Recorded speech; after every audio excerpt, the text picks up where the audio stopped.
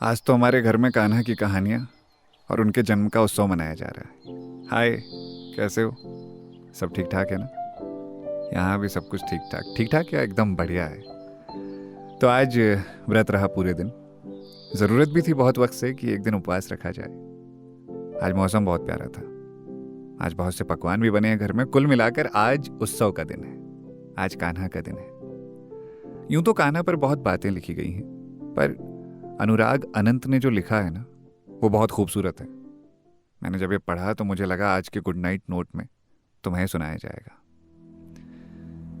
तो ये कुछ इस तरह से है कि कृष्ण निर्मोही है, इसलिए कृष्ण से मोह हो जाता है। कृष्ण प्रेम की प्रवाहमान सरिता है, व्याकुल कंठों और त्रषित उरों की सुध लेती संवेदना की सरिता।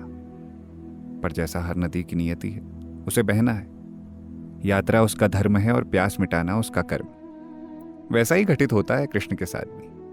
वो अपने प्रिय को छोड़ देते हैं, पर उनका छोड़ना ऐसा है कि वो छोड़ने के बाद भी सदैव साथ बने रहते हैं। ये वियोग का योग है। यह आकार का निराकार हो जाना है।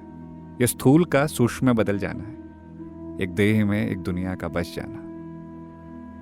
कृष्ण ने छोड़ दिया वृंदावन, गोकुल की गलियां, कदम के वृक्ष, गोप गोपियां, सखियां, यमुना तट, गैयां, राधा और नंद यशोदा को भी। जन्म लेते ही देवकी और वासुदेव को, और समय आने पर अधरों की मुरली को भी, और माथे के मयूर पंख को भी। ये त्रासदी कृष्ण की नहीं है, ये उनके प्रेमियों की त्रासदी है। कृष्ण तो निर्मोही है। मोह की खेती करने वाला कृषक, उसे मोह नहीं होता, वो मोह उपजाता है। उसे दुख नहीं होता, वो दुख निवारता है। कृष्ण समय की सांकल में नहीं बदता। कृष्ण की याद में रोते कृष्ण के प्रेमी इसीलिए रोते हैं क्योंकि वो कृष्ण से संतृप्त नहीं हुए। कृष्ण को भीतर उतना नहीं बसा सके जितना वो चाहते थे। कृष्ण का उतना सानिध्य नहीं मिला जितने की इच्छा थी। उनके अश्रु और दुख का कारण यही है। पर कृष्ण को इसका दुख नहीं है, क्योंकि उसे प्रत्येक क्षण को पूर्णता में जीने की कला मालूम है। इसलिए वो जिसके साथ रहा उसे अमर करता चला, लोक चेतना में अक्षर करता हुआ। देवकी, यशोदा, नंद, वासुदेव, सुदामा, गोकुल, वृंदावन, गोपियां सब कृष्ण के सानिध्य से अमर हुए, अक्षर हुए। राधा इसका अपवाद है। उनमें कृष्ण से ज्यादा कृष्णत्व था, या यूं कि राधत्व कृष्णत्व से कम नहीं है। इसलिए राधा कृष्ण से पहले स्मरण की जाती है। कृष्ण प्रेम का पर्व है तो राधा महापर्व है। इसलिए दर्शन का दर्रा लांघ कर उलझनों के पार निकलने की जुगत करने वाले दार्शनिकों ने राधा को कृष्ण का विस्तार कहा। राधा जिन्हें अकेलेपन को एकांत में और एकांत को एकात्म में बदलने की कला मालूम है। कृष्ण की बात चली है तो कायदे से मुझे यमुना का जिक्र करना चाहिए, पर मुझे गंगा याद आती है। नदियों के नाम पर मुझे गंगा के अलावा कोई दूसरा नहीं सूझता। दुनिया की सारी नदियां मुझे गंगा की छाया लगती हैं, और ये गंगा की स्मृति कृष्ण के संदर्भ में अनायास नहीं है, क्योंकि स्वयं कृष्ण ने गीता में कहा है कि वो नदियों में गंगा है, क्योंकि गंगा भी कृष्ण की तरह निर्मोही है। गंगा भी मोह बोते हुए चलती है।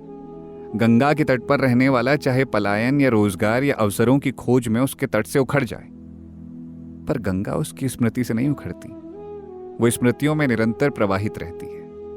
और जैसा कृष्ण का गुण है वो बिछड़ के ज्यादा समीप होता है, वैसे गंगा से दूर व्यक्ति के हृदय में गंगा की हूक ज्यादा तीव्र होती है। गंगा से बिछड़ा गंगा के ज्यादा समीप होता है। ठीक वैसे जैसे कृष्ण से बिछड़ा कृष्ण का प्रेमी और भी कृष्णमय हो जाता है। गंगा भी कृष्ण की तरह त्यागती चलती हैं। हरिद्वार को त्याग इलाहाबाद, इलाहाबाद को त्याग बनारस, बनारस को त्याग गंगा सागर। जहां रही उसकी पीढ़ा हरी, पाप धोए मन निर्मल किया। जहां रही उसकी बन के रही, उसको अपने प्रेम से अमर अक्षर किया।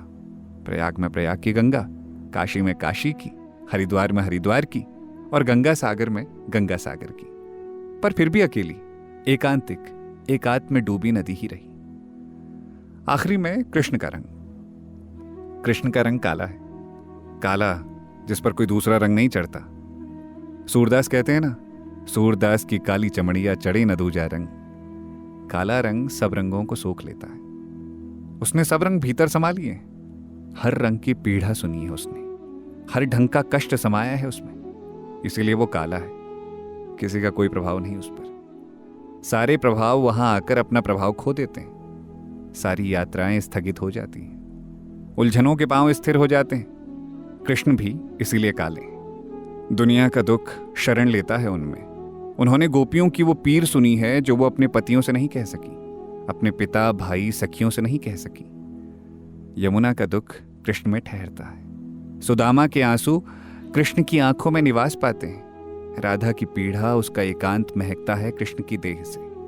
कृष्ण दुनिया भर की पीड़ा के सागर हैं। जहां सबके दुखों की नदी गिरती है, इसीलिए कृष्ण काले हैं। आज कृष्ण का जन्मदिन है।